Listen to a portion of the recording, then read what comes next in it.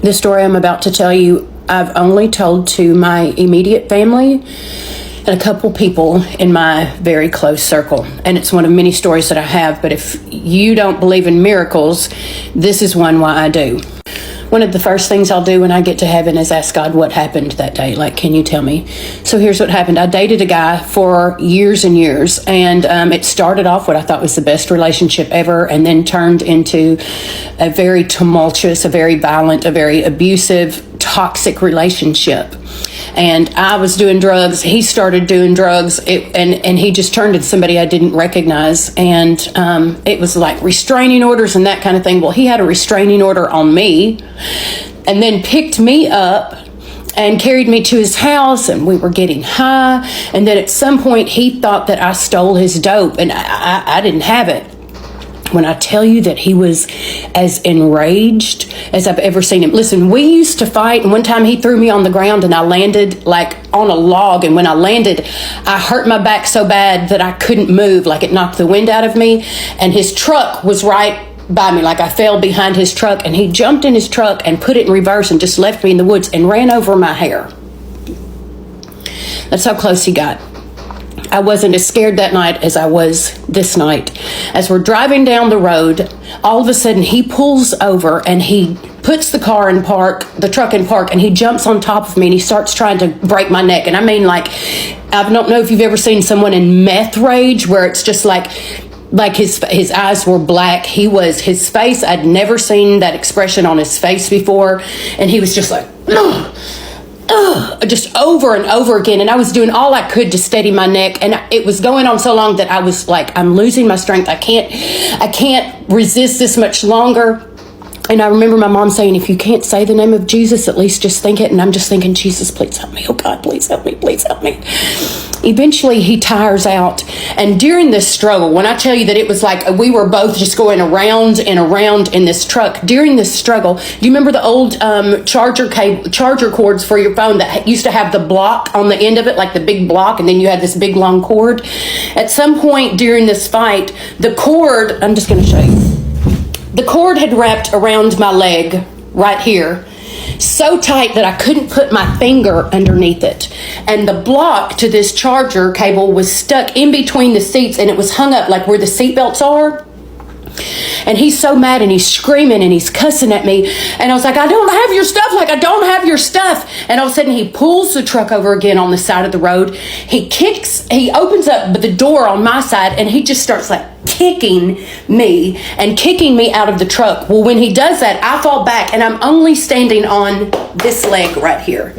This leg is in the air. It is wrapped so tight, this cord is around, and all of a sudden he jumps in the driver's seat and he's about to drive off. I'm stuck and I'm pulling on this cable, and I was like, please don't go. Please don't go. Please don't put it in drive. You're going to drag me. Like, you're going to drag me. I can't put my leg down. And he puts the car in drive and stomps it. And when he does, I just,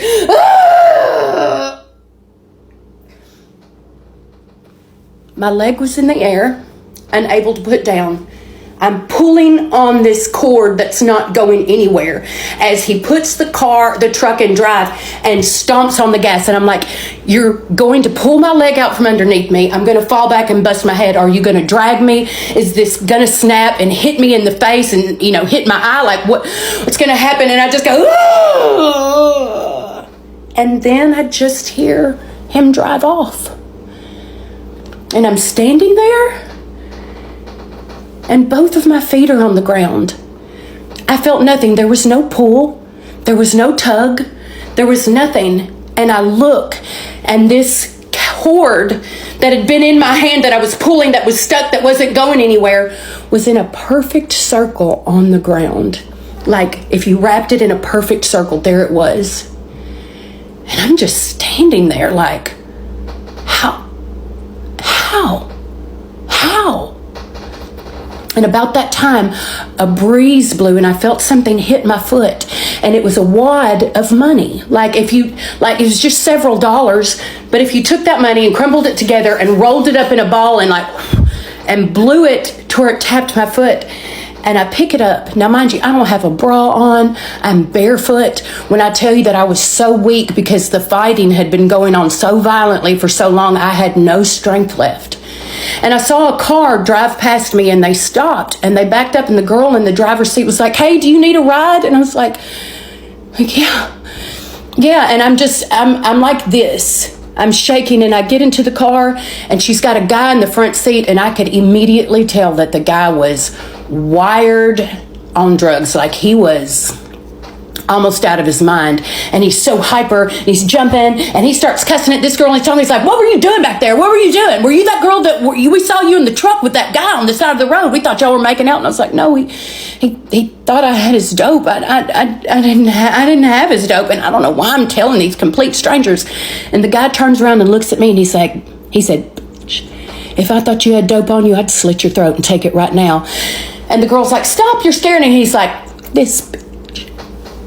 And I knew right then, like, I just jumped straight from the frying pan into the fire. I was so terrified.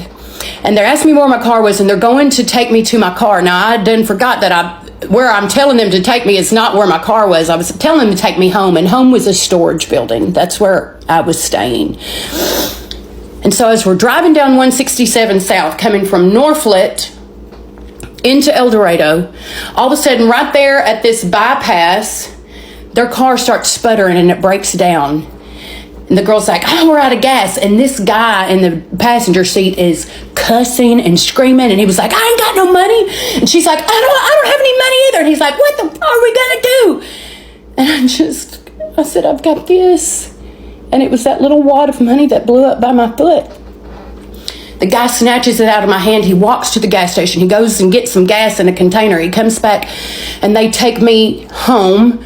And I just sat there for hours. Like, what just happened? What angel came and unknotted that thing from around my leg? It was so tight I couldn't get my finger underneath it to loosen it. It was in my hand, and I'm pulling as he puts the truck in drive and hits the gas. And then it's not in my hand, and I'm standing on 2 feet, and it's in a perfect circle. What happened? I remember telling my mom this story shortly after this happened, and here's what she said. She said, "Angel, I pray for you all the time. All the time. And I let God know, God, you said in your word that if I raise my child in the way they should go, when they're old, they won't depart from it. God, your word says that I have a covenant with you, that if I serve you, that me and my entire household will be saved. And God, I'm holding to your word. And I'm asking you to save my daughter and protect my daughter." And the only thing that I can think is that day when truly for the first time I felt like I was staring death in the face, and I felt like my life was in danger more than it ever had been or ever would be in my 20 years of addiction. That God was just looking the devil in the face like, "You can't have that one. She's mine. I've got a covenant with her mama. I've got a covenant. That one's mine. I'm going to look out for her, even though she's not serving me, even though she's running from me, because one day I'm going to chase her down, and I'm going to get her, and I'm going to give her all these stories, because I also gave her a big mouth, and she's going to tell everybody about my goodness. She's going to tell everybody about what I've done for her, and if I'll do it for her, I'll do it for them." This story blows my mind every time I think about it. I love you.